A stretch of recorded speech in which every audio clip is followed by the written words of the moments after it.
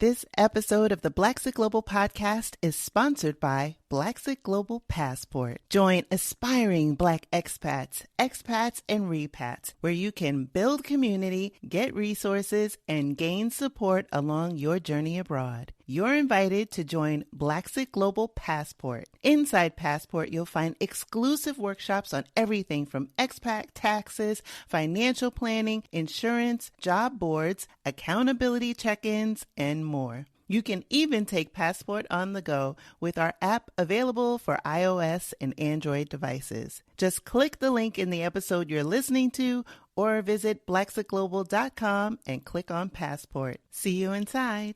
I realized all I needed to do was give myself permission to be happy, to give myself permission to change the life I was living so I could live a life I love.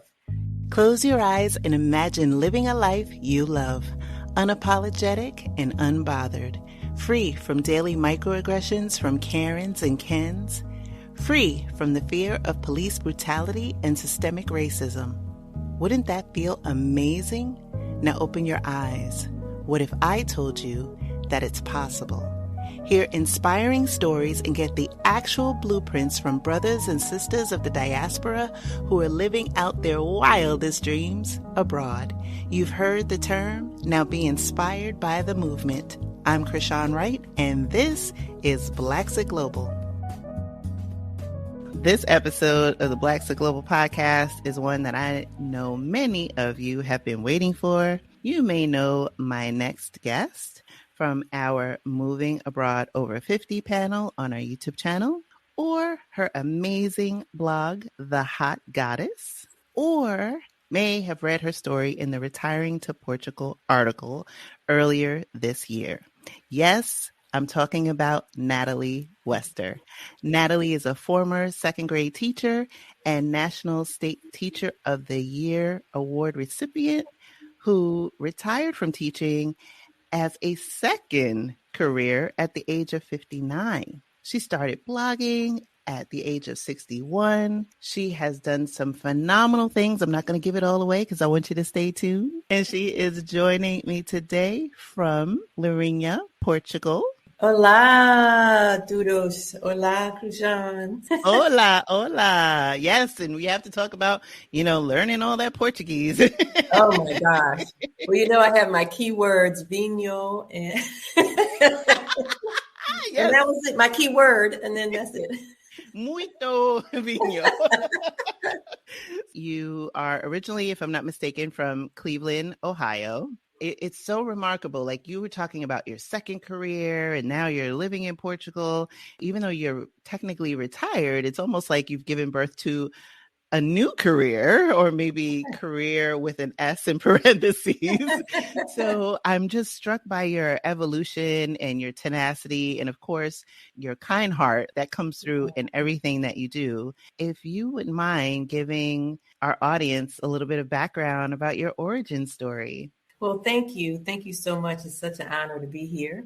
My first career was 20 plus years in business and public relations and marketing, background in journalism. And at 45, I decided to go back to school, get another master's degree, and become a teacher, mostly to learn about how children learn to read, and ended up as a first, third grade, and then second grade reading teacher. So I did that for 14 years.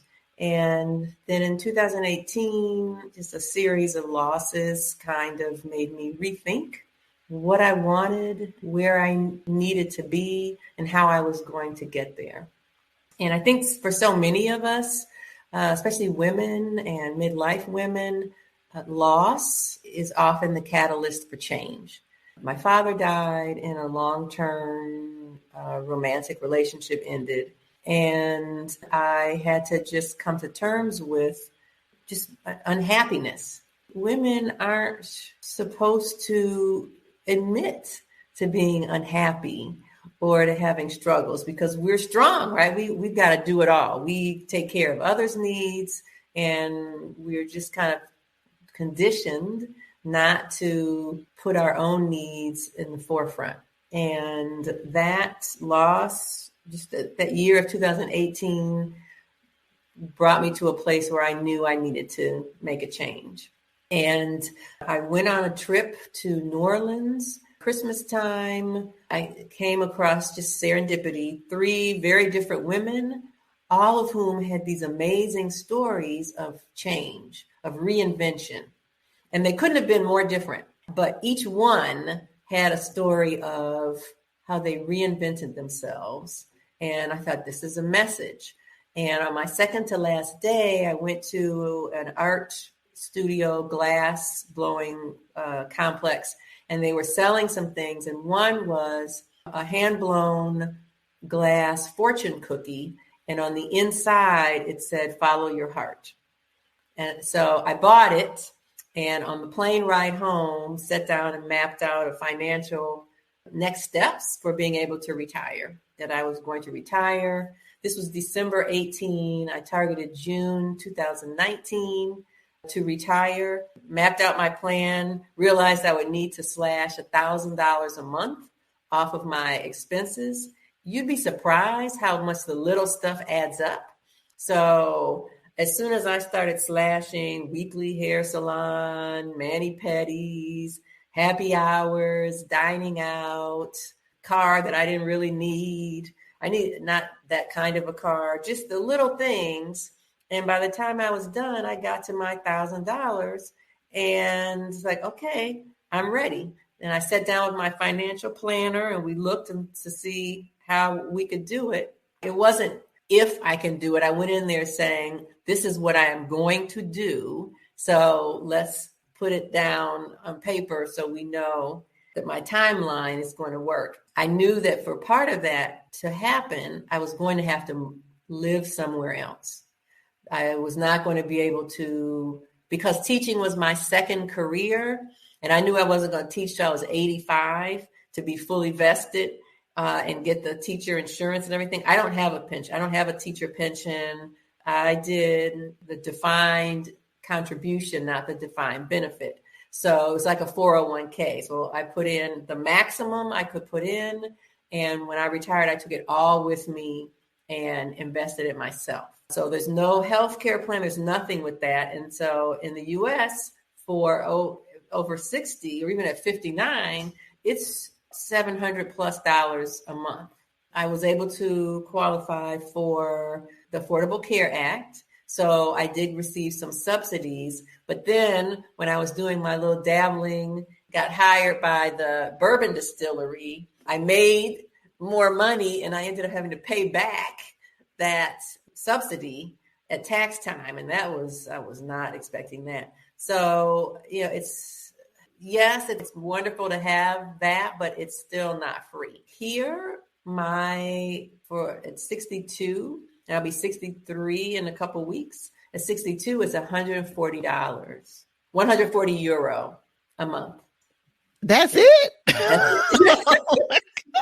Yes. $700, $140. And that is their top tier coverage. I don't have dental coverage. I work through a insurance broker locally. A lot of banks, you'll open up your bank account and, oh, you want insurance? I'm like, you stick to banking and I'm going to go with somebody that does insurance. Okay, let's not mix that up. And the guy that I worked with said, a lot of Americans ask about dental, but really, I don't think it's worth it because you're never going to pay more than maybe 40 euro. Yes, right. With insurance, you could pay $200 to go to the dentist in America. So everything is so much more affordable here. So that was a must do. So that's how Portugal got on my radar. I knew in order to make this work, I was going to eventually have to move to a more affordable country. Portugal was at the top. Again, the global index that came out for 2023, it's number 1 again. And I knew that, all right, I can maybe live on the water. I've always wanted, I'm an Aquarius water bearer. I want to be by the ocean. I want to hear the waves. It's just very important to me, but I don't want to deal with hurricanes and evacuation orders and monsoons. I don't really want a tropical climate. I don't want those bugs, those gigantic bugs and lizards and snakes and monkeys and stuff coming into my house. So no, I just didn't want that. So I'm like, okay, a temperate climate, Portugal. In 2019, in June, I retired and planned my 70-day round the world trip. I planned it by myself. I had never done solo travel and planned it myself with Portugal as the first stop. And I stayed there 30 days, which I know that's a drop in the bucket, but that's what I gave it. Like, let me just stay 30 days in October of 2019 and see how I like it. And I loved it. I loved it. So I decided, yep, that's what I'm going to do. I'm going to move here. And then I went on to Morocco and Egypt, Thailand, Indonesia, and Japan, and then came back. And it was still Portugal. That was it for me. I have so many other fantastic countries, but just Portugal. Plus, it's a 6-hour flight. I needed to get back quickly. A direct flight from here to New York or Boston. I can't be bothered with flying 12 hours, 14 hours, multiple. All that. I need to be able to get back, and a place that has an international airport. So all this, it worked for me. So I thought I'd have to wait till I was 65 because I had a house and I didn't know what I was going to do with it. And my mom is there, my son, and I had a lot of midlife woman reasons for I needed to stay, and be the daughter and be the mom and be the homeowner and all that kind of stuff. But with the crazy real estate market in 2021, a friend said, and I had it's like, well, I don't know what I'm going to do with this house. I really don't know what I'm going to do because I know eventually I'm going to either need to have somebody come and stay here, or I just don't know. I don't know what I'm gonna do with this house.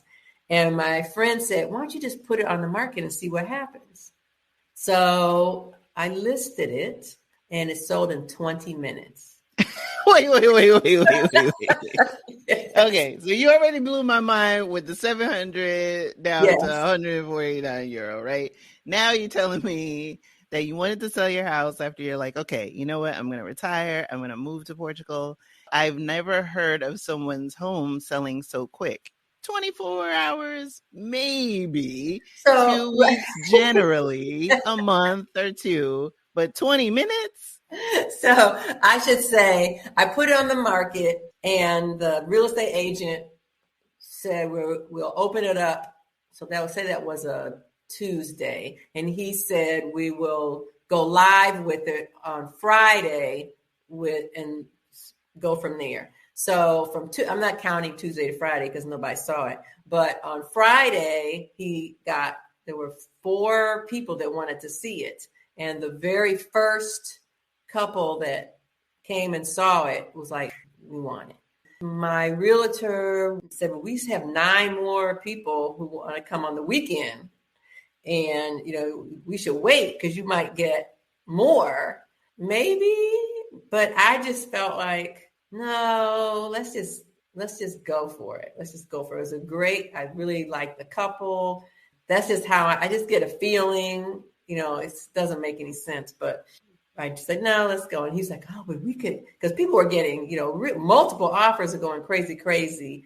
And I said, no, I just have a feeling this is good. And I have done probably 11 real estate deals, and my houses do sell. I've never had a house go more than a day or two because it's just pricing strategy. And, the first deal is the best deal. Let's just go and get it done. So I was like, oh, yay. And then I was like, oh, shit. Like, ooh, now what am I going to do? Because they wanted a closing and to move in 3 weeks. And it happened that I had to rent a condo, and then just got working on my D7 visa to get all that, together. And it had, the requirements had changed so much from year to year. They're a little harder. I just hit the ground running. And I'm sure you can relate to this, Christiane. When you have to get something done, you are so busy doing it, you are not thinking about anything but getting it done. And you get it done and you look back and like, yeah, it's like, who was that and how did that get done? How did that? Because if you had ever asked me, all right, do you see yourself doing X, Y, Z? I was like, no. But you do what you need to do. There's so much there. And thank you for stepping us through your journey. And I want to rewind a little bit. It sounded like with everything that went on for you in 2018, that definitely that served as a catalyst. By 2019, you were taking real definitive acts and steps and in the direction with intention. That's definitely something that has come through for me in hearing your story. Sometimes, because we know death, grief is part of us being humans in this world, but also I think that a lot of us struggle with the self-reflection that in the lessons that we can take away from these experiences. Correct me if I'm wrong. It sounds like you took stock of your life and made a decision to move differently after the death of your father and the end of that relationship. Is that a fair assessment? Yes. Yep, exactly. And so you said, to paraphrase, is women were always doing, very rarely do we put the oxygen mask on ourselves. So was that what you took away from that, maybe for a period of time or longer, that's how you were operating? Yes. I realized all I needed to do was give myself permission to be happy, to give myself permission to change the life I was living so I could live a life I love. And nobody was stopping me from doing that but me. The voice in my head, as Dan Harris in his book 10% Happier says, the voice in your head is an asshole. And it's like, yes. Yes. That damn voice in the head, boy, has held many of people back in life. Yes. Okay? Yes. Kill that voice in your head, because that voice in your head is different than what you talked about in your gut when you talked about selling your house to those people. Yes. That's intention. Yes. But the voice in your head, the voice of criticism, self-doubt, insecurity, scarcity, that's that damn. That's all. I have let that voice define me and guide me all of my life. And it's kind of embarrassing to say it took 6 decades to get to a point where I can muzzle the voice and let my own voice and my own gut and my own feeling and my own intention guide me and shine. And that was all me. It's just me giving myself permission to let that happen. And then it went from there. Then there was the pandemic, right? So 2019, then boom, and lockdown. And I took some classes. I got a digital marketing certification, realized I did not want to do digital marketing, and took a memoir writing class and some other courses. And for one of the classes, I had to create a website just to do my assignment. So it wasn't live. So I went on WordPress and created the Hot Goddess and started posting blog articles for an assignment. At the top, it would say, no one can see this. You haven't published it yet. It's time to launch. And I'm like, shut up. I don't want to launch it. That's not what I'm doing. This is just for me. This is just for my class. And then my next step of shutting up my voice was, you know what? Why don't you go ahead? Like you're going through, some self-awareness is a journey. And for me, it's like 1 step forward and 2 or 3 steps back. And then, it's not linear really. It's like stair step, big ass hill, then rolling down. It's a journey. And I was writing about that. And I wrote some things that I never thought would see the public eye. And then I decided, why not? Why not? We always think we know people from what they portray, and you don't ever know anybody's story until they tell you. And so I made a vow that for my 61st birthday, I would press launch and publish. So I did. And there were already 3 or 4 posts on there, but no one had ever seen them. So I did. And that was the beginning. And look, what hitting launch has brought you. Yes. Because even if you have had that moment of doubt or fear, and I think that's what the big takeaway is here, your mind will come up with things to quote unquote keep you safe, that voice in your head, right, hold you back. But none of us have that crystal ball to see what awaits us on the other side of fear.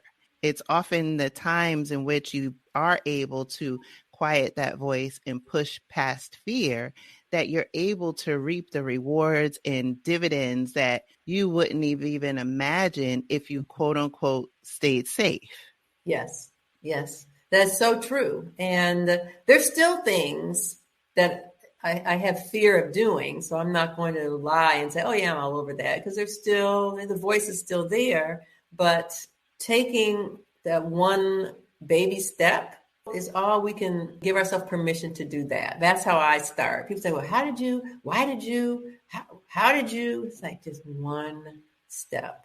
Yeah. Just one step. And then the next. And then before you know it, there you are down the road, on your journey. Yeah. Heading towards your destination. So, and Krishan, if you had told me that I would be here right now. I mean, I'm looking out. I see the ocean, the sun. It's about 3, almost 4 o'clock here. Wine o'clock, as we call it, vino o'clock.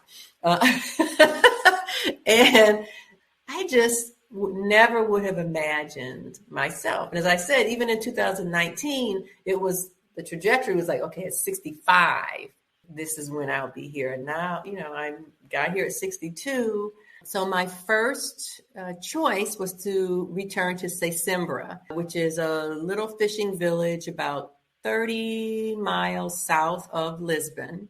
That's where I stayed for that month, and that's where I wanted to go back. However, prices had nearly tripled in rentals from the time I was there in 19 until now.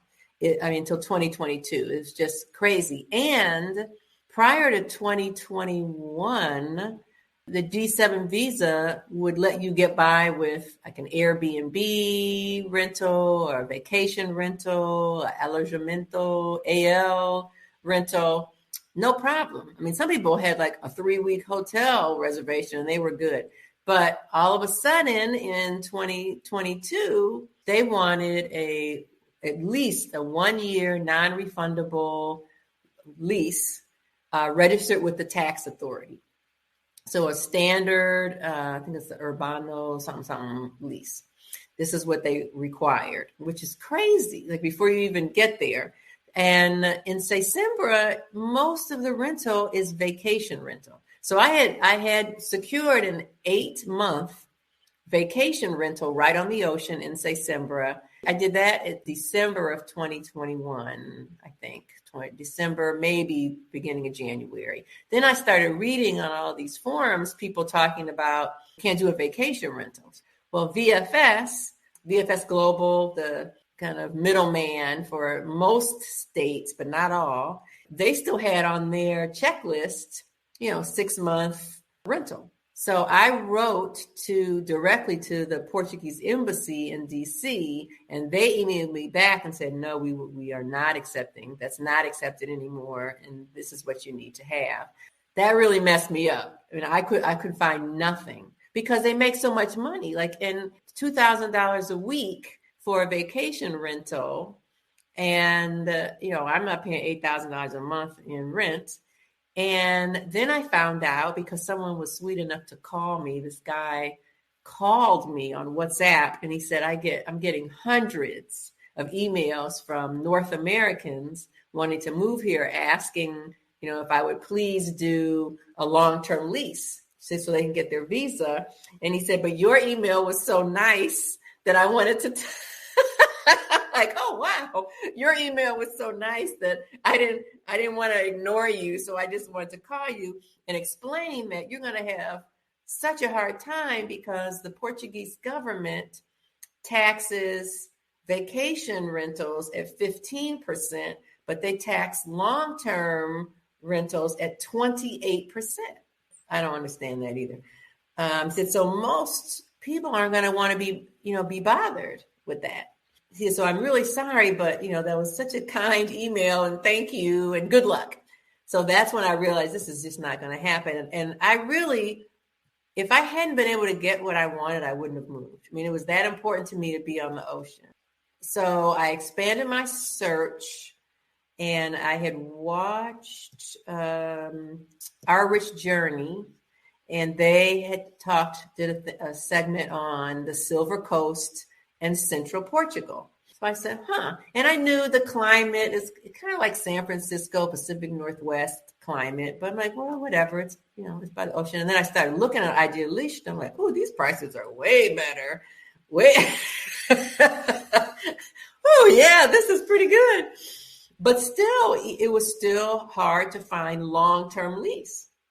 And then all of a sudden, my place popped up, and I instantly reached out. It was being represented by a Remax agent, and I emailed. I'm very interested, and he got back to me and said, "We are accepting offers until the end of the day, so come back with your best offer." And I'm like, this is a rental, right? Like my offer is to put exactly what you advertise it for. That's my offer. And I didn't get it. I did not get it. This was in May, maybe late April. Yeah, late April. And I didn't get it. I'm like, oh, well. So I kept going. Then I started thinking, well, maybe I'm just going to be a total, nomad in training. And I'm just going to have to every 90 days be bopping around because I don't know. I can't do this. And in June, I got an email from the realtor saying the other lease had fallen through, and was I still interested? And I said, yeah, at the same price. If that's what you wanted, then I'm good. And then we went back and forth things. I mean, it's a long lease, all in Portuguese. And so I did hire a lawyer.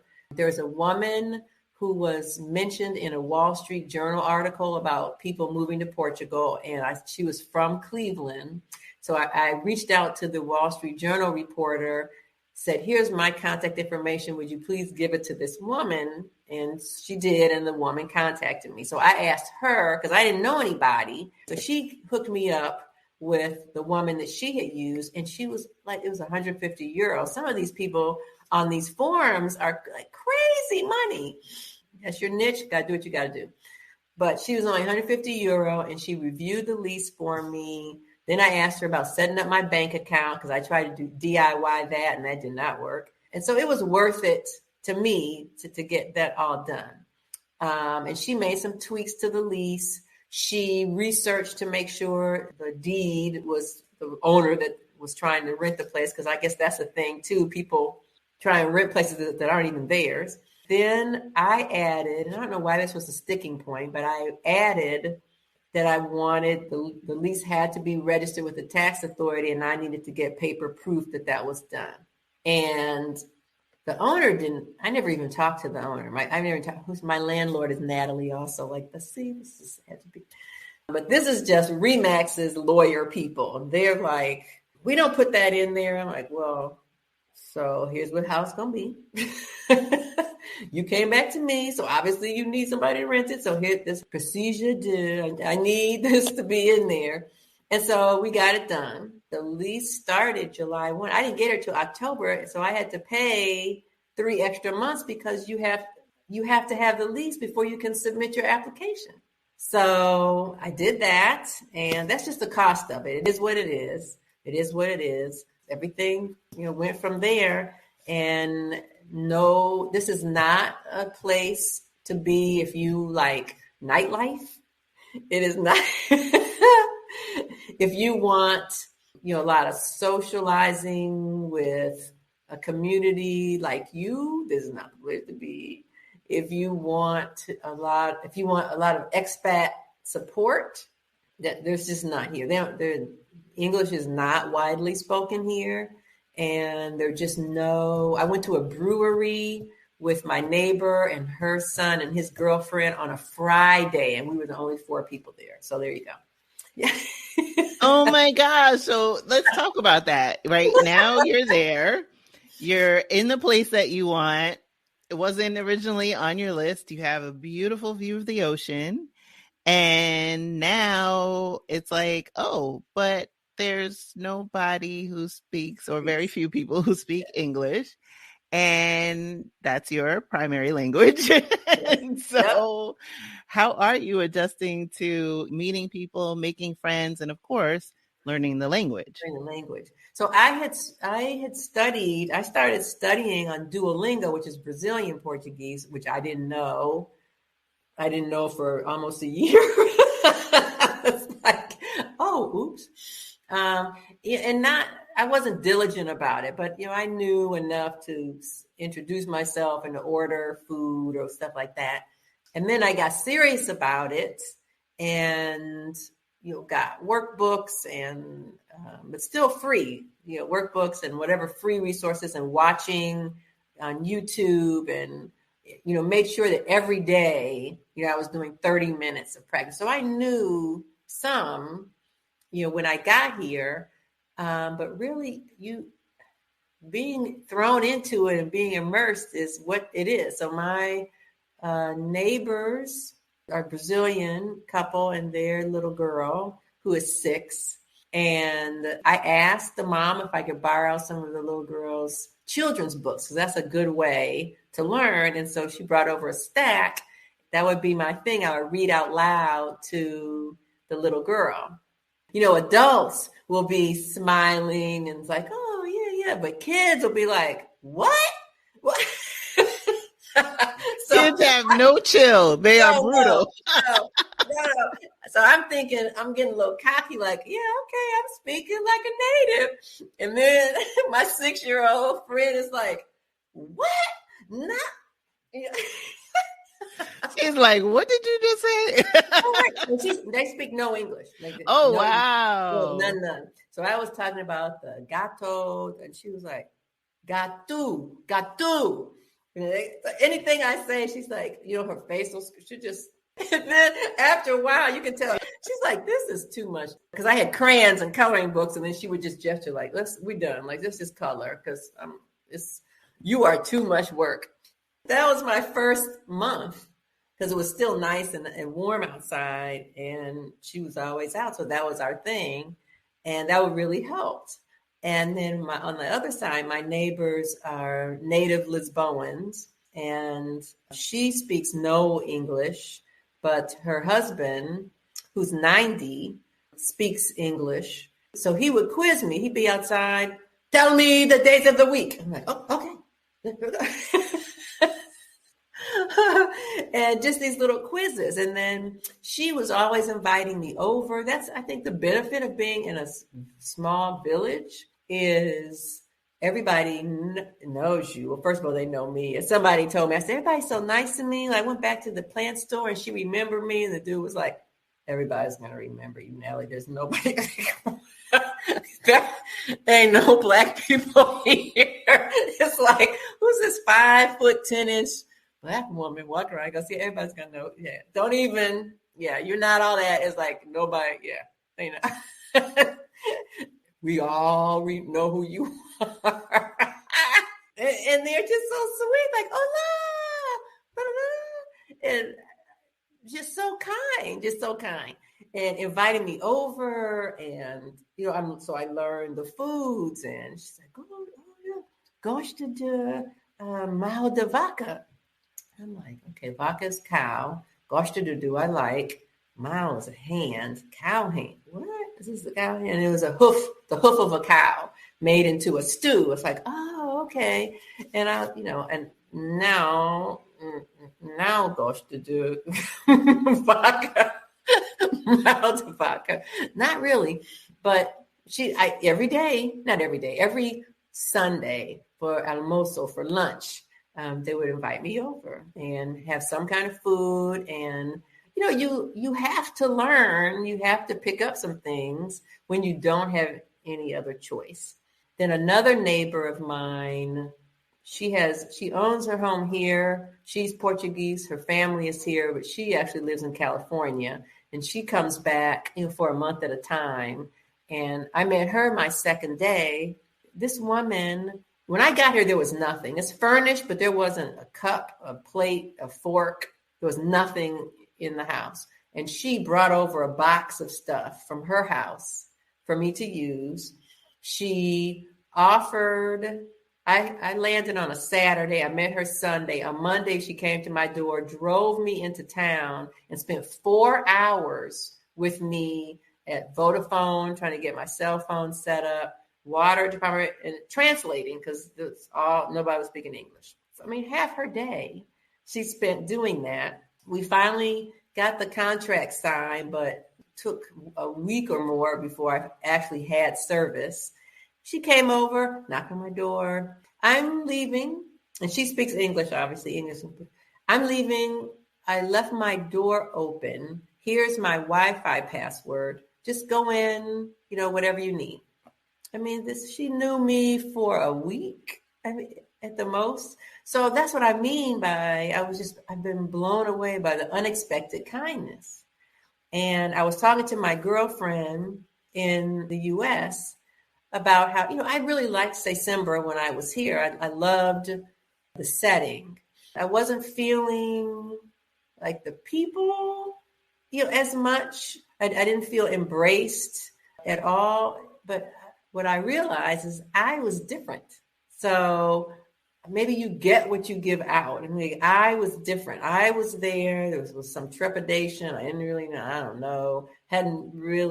Wasn't on solid footing. I was just trying it out, and was still maybe in a place of self-doubt and suspicion. But I've changed. So in that 3+ years, I think I am different. And my neighbor, I was telling her, I just can't believe, so muito simpática, just so kind to me. And she said in Portuguese to my other neighbor who was standing out there, that's because she is so kind and she has a good heart. And I'm like, oh, wow. So I guess I was a bitch when I was in December. I don't know. But nobody, I don't think so. But Krishan is just, my eyes tear up. I cannot express the gratitude I have. And I'm not sure if I were in a large city, or not large, but if I were in a city, that it would be the same. Definitely different experiences. Just looking at my time there when I went in April of 2022. And I stayed in different parts of the country just because I wanted to get a feel for okay, A, do I like the country? And then, B, what do I feel like I want to plant myself?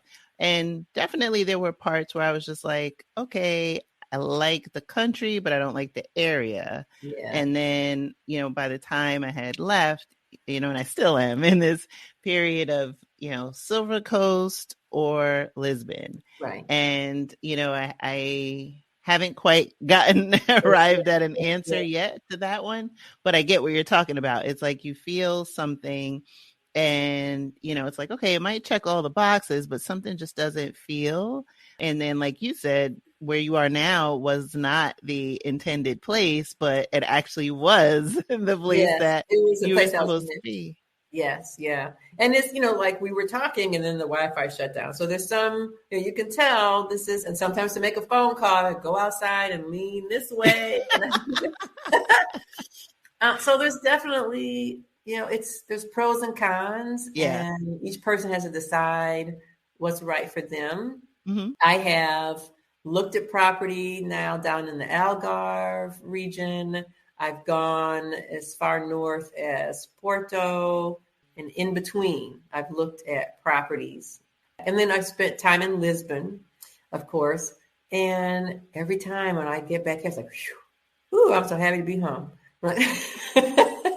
Like it's just I can't describe just the feeling of peace and being centered. Like this is it. So I really don't think, I don't think I'm going to leave. I mean, I say that there are a couple, I didn't go to Tavira. That's another, based down there. I can't see myself going north of Porto at all. I looked at some places in Villanova de Gaia, which is across the Douro River from Porto, more affordable. And I like it. I'm starting to feel like this is home. And you know how when you're walking around your little village and someone asks a question and I can answer, I'm like, oh, girl, shoot. Okay, now I'm answering questions. You're like, look at me. I understood. I am answering, and I know what I'm talking about. Oh my God! Wow. It's just little things that I don't know. I'm very happy here. So you found your happy. I found my happy, and a big part of that happy is how affordable it is, because it's not. My rent here is €1,000. I wasn't finding anything on the water for less than 1,800. Wow. Anywhere else. Now I could move inland. I could be more central, and 600, 700. Even that's high, because it used to be 300, 400 people. So my neighbors are like, and there's really not a filter, I guess, when they feel like you don't speak the same language, that gives you license to just ask all kind of crazy shit. But they want to ask, like, so how much are you paying? What's your rent? And I tell them, and they're like, oh, you're paying too much. That's too much. I'm like, maybe it was too much in 2018, but it's a new reality now, and all the prices. I mean, I think I read an article on, I think it was Idealista, that rent has gone up 42%, and availability of housing has gone way down as well. So that's not good. Availability down, rents up, supply and demand. It's the new reality. And everybody's wondering, well, as interest rates are rising, as they are here, will housing prices go down? And personally, I think we are not going to see a dramatic drop. I think it might level a little bit, but we're not really seeing. And here, that's driven by, because so many people are trying to get the heck out of the United States and trying to get over here. Because where's the incentive? Like, to your point, if long-term rental is taxed at 28%, well, Yes. the Portuguese tax authority is the one who benefits from it. Right. So it's like, okay, well, yes, it's high, but that's also solving an issue for them on a monetary side. So what incentive is it for them to say, oh yeah, we'll go back down to where it was in 2018, unless there's another solution for, the revenue gap. I want to get into filling your time. One of the other daring things that you've done is you became a whiskey intern. Yeah. Let's talk about that. So I am a bourbon girl. I like bourbon. And just the whole idea of distilling brown spirits just is a perfect metaphor for midlife, I think. I mean, it's a science, yes, but there's an art, and it's all about finding your sweet spot, knowing when it's time. You don't want to take that whiskey too soon, because it's not going to be fully developed. You don't want to go too late, because you have the bitters and sediment, and you need to know when, and they call it the heart, where you get rid of the head and the tail, but where is the heart of the whiskey, and that's what you take. Then you have to decide how you're going to filter it, what proof, you have to proof it, and then the magic happens. And to me, that is just a great metaphor for midlife, like finding your spot when you have reached your prime and your strength, and you're mellowed. And I don't know, I just love the whole concept of distillation. And so I had wanted to take classes at Moonshine University in Kentucky. That's a thing, right? And they're famous. Like, I'm like, Moonshine University. yes, Okay. yes. Okay. I mean, that is a perfect professional development. We're going to go to Moonshine University. But it was like $6,000 for a week. And this was pre-pandemic. And then everything shut down. And now they're back up. But a lot of the offerings are not the same. So I thought, why would I pay that? I could learn. There's some distilleries here. And granted, it's not Kentucky, but you don't have to be in Kentucky to make bourbon. You just have to be in the United States. And so I made up what I call my midlife reimagined apprenticeship and pitched it to the CEO of Cleveland Whiskey. I reached out to him on LinkedIn, connected, got his contact info, sent him my proposal, a PDF of some other things. And he called me that day and said, well, let's do a Zoom meeting. And then we did that. And he goes, okay, let's come in. And he goes, okay, done. So, but yeah, I was offering to work for free. I had to do a 12-week internship, teach me everything, and I work for free.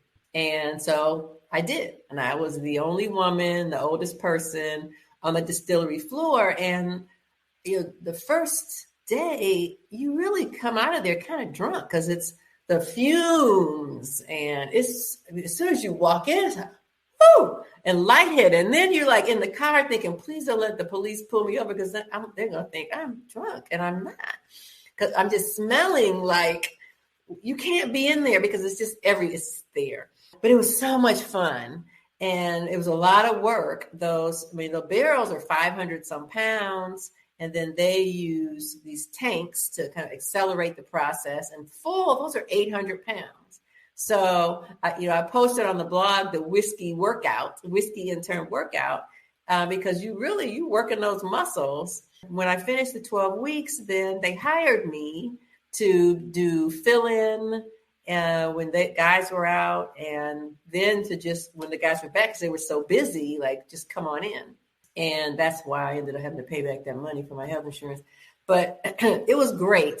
It was so much fun. And everybody, at first, my first day, they thought it'd be funny to give me a bourbon baptism. So they dumped whiskey on me. I know. And I'm like, I don't know you well enough to really go there, but I had a blast. And so I get here, and Lourinhã is, besides being known for dinosaurs, which is a big deal, they are one of only 4, I thought it was 3, but 4 demarcated brandy regions in the world. So cognac, everybody's heard of cognac. So cognac in France is one, Armagnac in France is the other one. Then there's one in Peru, and then Lourinhã. That's it in all the world. And so they make a brandy here, award-winning. And my friend here got us a private tour. And I posted about that on Instagram. We went in the morning, and I'm like, there's nothing like, brandy for breakfast, the breakfast of champions. So we go in the morning, and we're touring. And it's like, I said, I know this. I mean, it's brandy, so it's grapes that you're distilling, not corn. You're not making bourbon. But I mean, it's still the distillation process and the barrels. And I was like, oh my God, the filtering and all that, the bottling. It's like, I've done that. And the woman spoke English. And, I told her about my bourbon internship. I'm like, yeah, I could work here for free. And her face was like, they were not receptive. She was very sweet, but it's like, this is a small family. Like, wait, no, thank you. So I don't think so, but we'll see. She was very sweet, and she spent a lot of time, talking to us about the history and some new innovations. And then my favorite part was the taste testing of everything. And she was great at giving the tour. It was just kind of this frozen look when I talked about, I could come here and work. And it's like, Well, you never know. When one door closes, another door might open somewhere else. I'm not worried. And since then, I posted that, and I've gotten some messages from other people here who were in the hospitality industry and, or have some kind of overlap with the distillery. So you never know. I think, like I said, that was just through a tour and just an informal throwing that out there. I haven't done my formal proposal yet, my Portuguese midlife reinvention apprenticeship 2.0. We still have, that's still coming. So once she sees that, she's going to be, oh, see. It's like, you don't know who I am, but you're going to find out. You're going to find out. I was just messing with you before, but now. You're going to have to pay and pay handsomely. Right. Okay. So I think, I have some ideas, so we'll see. But I think that was so cool. And here's the distillery. It's walking distance and it's well known and the people are very friendly. Very friendly. It's just a different culture here. So they probably don't work that way, but we're going to work around it. Yeah, there you go. So you've been there for a while. Now you have your residency card, right? You're all official. So now you can venture out beyond the borders, right? Oh, I don't have the card yet. The card comes in the mail. It takes up to 60 days. So I know. So I have a piece of paper that is proof. It's a certificate of proof that I've applied. I thought that was like the interim permit. And then I found out like, no, it's a formality, but you still need to wait until you get the actual card in the mail. But I was able to use that certificate of proof to go onto the tax authority, change my address, get rid of my fiscal representative, which costs money. I got my new NIF, not the number. The number is still the same, but I have an updated certificate now. So I was able to use it for what I needed to get done, but it technically is not the card that comes in the mail. Okay. Thank you for clarifying. So I was a little bummed. So I'm like, oh, look. And they're like, no, they're like, you can't leave yet. I can go. I mean, I can go. I'm going to Malta in a couple of weeks for my birthday. And so that's allowed, but that's EU. So I can go anywhere in the European Union. Oh, okay. That's good. Yeah. That's good. So you have your trip coming up. How do you see like the balance of this year playing out for you? Yeah. So I'm looking at the summer to go back to the States to see my mom and my son and probably stay at least a month. My project, I really am working on a midlife Reimagined apprenticeship 2.0. And I'm not necessarily with the Brandy distillery, but in some related to the hospitality and food industry here and the spirits industry. So we'll see. My main thing, though, is to figure out what the hot goddess is going to be now that I'm here. I post, it was monthly, now it's going to be every other month with a midlife expat learning, which is some informational thing about a segment of life and living here. And people have found those to be very helpful. I get a lot of feedback like, oh, this thank you, so detailed. But then the other part of it really has been just a journey of a over 60 Black woman, single woman and retiree on the journey of reinvention. And does that change now that I'm in Portugal? Is it the hot goddess in Portugal? And so I need to finalize some decisions on where I'm going to take the identity of the hot goddess. So that's my main thing for 2023, continuing to write, and love that people have reached out and said, oh, do you want to be on this podcast? Do you want to write something? You want to do a guest blog or whatever? So I don't know. The time has filled. I don't know how, but it's filled. Be retired. The time is filled. So, and I'm taking leveling up. So I've passed level A1 Portuguese, which is very like, bon dia, check, pass, you're good. So it's not hard. It's level A1 is not hard. So now I'm at A2, and I would love to master A2, level A2, and then take the language test, which you can't become a citizen, as you know, for 5 years, and you have to take the language test as part of that. But I just want to take it before then, this year, just to give me something to work toward. I definitely am looking forward to continuing to watch your journey unfold. You know, you've been a source of inspiration to me along this journey, and it's inspiring to see, you know, it's like a flower continuing to blossom. That's what I get from your story. There's like a richness there. And so I'm excited for you, and I can't wait till I'm there too, so we can have some booze. Some brandy, some vino, Exactly. I was like, I don't know which one, but I was like, just booze. So thank you, Natalie, for being a guest on the Blaxit Global podcast. I will link all of your information at the bottom of this episode. And like I said, for y'all, if you missed Natalie on our panel or you missed her in the article, we will link everything down there so you can get to know her more. Thank you. I am just so honored, and I just love you and what you're doing. So thank you so much for including me. Thank you for listening to the Blaxit Global podcast. For more information on today's episode, be sure to visit our website at blaxitglobal.com. It's not only possible to live out your dreams unbothered and in full color, it is your birthright.